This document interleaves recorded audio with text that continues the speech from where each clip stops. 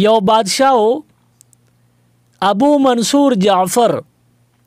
د هغه په دربار کې یو وزیرو عیسی ابن موسی هاشمی دغه وزیر بچی نو کور ته تللی دی د ګرمۍ موسم دی او په صحن کې کټونه چولی شوي دي دی او د بیبي ده دا بیبي ښکلې وه نو دی خپلې بیبي ته د بیبي حسن ستایي چې ته ډېره ښکلې دغه بیبي چې دا حسن دا تعریف یې واورېده نو دا د ټولو ښځو دا عادتي چې د ځان تعریف واوري نړه به غواړي چې دا تعریف مې نورم زیات کا او ډېر صفتونه مې وکړه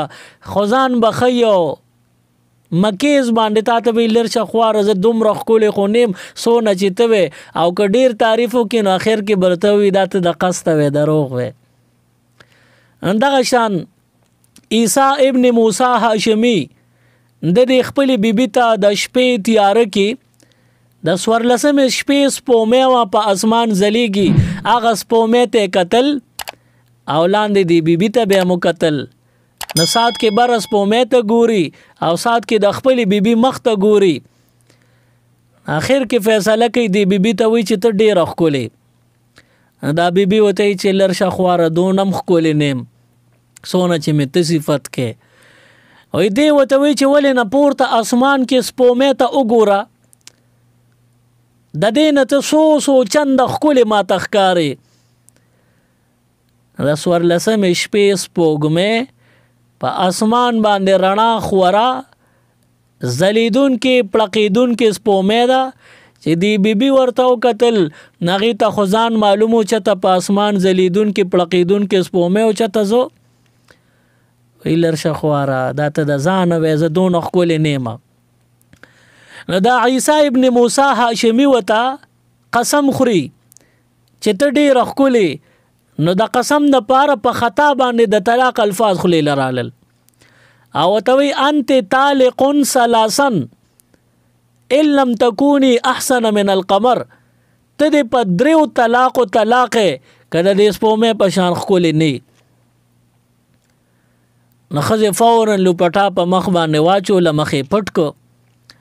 او کمرې ته دننه روانه شوه او په جړا شوه خاون ورته وایي یا ښځې راوګرځه دا ته ولې خفه شوې زه خو ستا صفت کوم ښځې ورته وایي چې نه تا طلاق الفاظ ووي او دا دې وي که ته د سپومۍ نه ښکلې نه نو په 3 طلاقو به طلاقې د دې په وجه باندې طلاق واقع شو ځکه سپومۍ ډېره ښکلې ده ځلیدونکې پړقېدونکې ده هغه ښکلې ده او زه ښکلې نه یم او تا وایي که ښکلې نه 3 طلاقه به کېږي نو وایي زه ښکلې نه یم لحاظه زه په 3 طلاقو طلاقه شم نو عیسی ابن موسی اوس عقل ځای له راغی او په دې خبره باندې پوه شو چې دا خو زه پوه نه شم او په خطا مې د خولې نه دا الفاظ ووتل حالانکې د طلاق الفاظ خو په دې نیت ما نه دي ویلې چې زه د طلاق ورکم هغې سره خو ما د حسن اغزباتنه کوله هغې خو ما تعریفي کلمات لوستل هغې ته مې تعریف کو د هغې مې صفتونه کول په صفت کې په خطا نو اوس دا انداز دا خو د طلاق نو دا نیت د طلاق نو خو بیا هم طلاق الفاظ یې ویلي دي نه په دې باندې اوس پیمانه دی خو څه به کېږي ټوله شپه پې ډېره د کال عمره اوږده تېره شوه چې خدای کله به سبا کېږي چې د دې مسلې حل ولټو ابو منصور جعفر دا امیر المؤمنین دی د دربار ته چې کله لاړه دربار لګېدلی دی ټول وزیران حشاش بشاش تر و تازه دي او دا عیسی ابن موسی هاشمی دا وزیر یې اړخ ته داسې مړاوې ناست دی خفه دی دغه بادشاه ته نه تپوس کوي عیسی ته ولې خفې وایي دې ورغې خوا کې ورته ودرېدو ټوله قصه په زور زیر یې ورته بیان کړه بېګا چې څه شوي دي ټکي په ټکي ټوله خبره یې ورته وکړه په دې باندې بادشاه هم حیران دی چې دا خو عجیبه خبره دې کړې ده دا خو ډېر خطرناک الفاظ دی ویلي دي بادشاه ته خو څه ګرانه نه د علاقې چې کوم مشران عالمانو یا کشران عالمانو ټولې را اغوستل او یو میټینګ یې کېنو ټول عالمانو ته دا سوال مخکې کو او استاسو دې باره کې څه رایه ده. نو هر یو عالم ویلی دی وی دې سړي مشروط طلاق ورکړی دی، یعنی داسې طلاق چې شرط یې لګولې که د دې سپومې نه ښکلې نه نو په دریو طلاقو به طلاق نو دا ښځه د سپومې نه ښکلې نه ده، ځکه سپومې خو په اسمان پړقېږي او ځلیږي، په دنیا رڼا کوي، نو دا ښځه دونه ښکلې نه ده، لہذا دا شرط واقع شو، طلاق شوی دی. هر یو عالم دا فتوا ورکړه. خو بیا زمونږ د امام اعظم ابو حنیفه رحمت الله علیه شاګرد ټولو عالمانو نه کشرو، ټولو نه شاته ناست دی، ټولو عالمانو وی چې طلاق شوی دی، خو زمونږ د امام صاحب شاګرد هغه غږ نه کوي، هغه خپل موقف نه وړاندې کوي.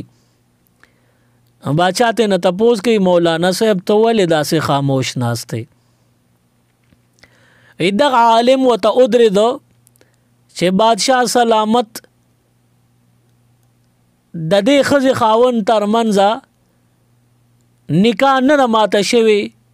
او طلاق نه دی واقع شوی. ټول عالمان حیران شو چې د امت په دغه وخت کې څومره عالمان هغه یو طرف ته دي او دا یو وړوکی کشر عالم بل طرف ته دی. نو عالمان ته نه تپوس کوي تا سره دلیل شته؟ طلاق نه دی شوی نو د دې لپاره خو دلیل پکار دی. دغه عالم ورته وی چې او زه به دلیل درکمه، او د قرآن پاک د 13 سپارې سورة التین د دې تلاوت شروع اعوذ بالله من الشیطان الرجیم بسم الله الرحمن الرحیم والتین والزیتون وطور سینین وهذا البلد الامین لقد خلقنا الانسان فی احسن تقویم. صدق الله العظیم. او بیا دا عالم وضاحت کوي وی الله رب العالمین په څلورو څیزونو باندې قسم خوړلی دی او فرمایي والتین زما د په انځر باندې قسمي، والزیتون او په زیتون مې د قسمي، وطور سینین او په کوه سینا باندې یعنی په سینا نوم غر مې د قسمي، وهذا البلد الامین او مکه معظمه د امن خار په دې مې د قسمي. لقد خلقنا الانسان فی احسن تقویم. الله فرمای د قسمونو نرستو وای موږ دا انسان په ډېر ښکلي شکل صورت کې پیدا کړی دی. نو دغه عالم او فرمایل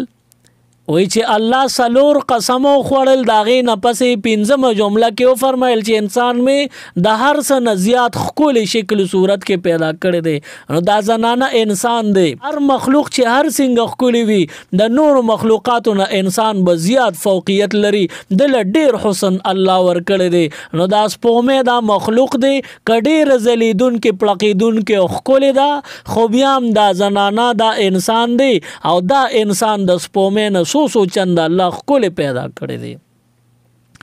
ندی خاون قسم کړی دی انت طالق ثلاثا ان لم تكوني احسن من القمر. پدریو طلاق و بطلاق کد سپومې پشان خپل نه نوې دا خو د سپومې نه سو چند الله خپل پیدا کړی دا د دې د وجه شرط واقع نشو، طلاق ادا نشو، طلاق او نشو. دا قصه برای قصه نه ده، واقعا برای واقعا نه ده، بلکې دې کې تاسو د پاره یو لوی سبق دی. د امت د ټولو علماو په دې باندې متفقه فیصله ده چې یو سړی په غب کې وي، په مینه کې وي، په ټوکو کې وي یا په غوسه کې وي، خو چې په کوم حالت کې طلاق ورکو نو دغه طلاق وشو. मज़ीद Islamic videos देखने के लिए हमारे YouTube चैनल दीन और दुनिया को ज़रूर सब्सक्राइब करें और बेल आइकन ज़रूर प्रेस करें ताकि हमारी हर एक वीडियो की नोटिफिकेशन आपको मिल सके।